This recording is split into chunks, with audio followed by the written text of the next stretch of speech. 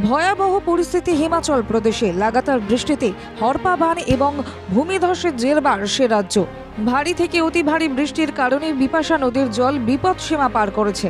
একাধিক জায়গা থেকে ভূমিধসের খবরও সামনে আসছে। এই বিপর্যয়ের মাঝে রবিবার উদ্ধার হয় আরও 4 জনের মৃতদেহ মান্ডি ও সিমলা থেকে, যার জন্য মৃতের সংখ্যা বেড়ে দাঁড়িয়েছে 13।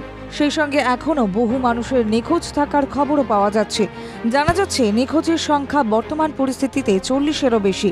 গত 31শে জুলাই থেকেই এই ভয়াবহ পরিস্থিতি তৈরি হয় সেখানে। সেই সময় 9 জনের মৃত্যুর খবর পাওয়া গিয়েছিল। মঙ্গলবার সেই দুর্ঘটনার 6ষ্ঠ দিন। এই 6 দিন ধরে চলছে লাগাতার উদ্ধার কার্য। এমনকি মৃতদেহের খোঁজে বিশেষ প্রশিক্ষণপ্রাপ্ত কুকুর পর্যন্ত নিয়ে আসা হয়েছে। উদ্ধার কাজে সাহায্যের জন্য বিভিন্ন যন্ত্রপাতি সহ পুলিশের বিশেষ প্রশিক্ষণপ্রাপ্ত স্নিফিং ডগ ও অন্যান্য সরঞ্জামও নিয়ে আসা হয়। জোর কদমে এখনো পর্যন্ত চলছে সেখানে উদ্ধার অভিযান। তবে হিমাচলের একাধিক জেলায় আরও বৃষ্টির পূর্বাভাস দিয়েছে আবহাওয়া দপ্তর। আগামী 8ই আগস্ট পর্যন্ত রাজ্যে চলতে পারে বজ্রবিদ্যুৎ সহ বৃষ্টিপাত। ব্যুরো রিপোর্ট, বাংলা জাগো।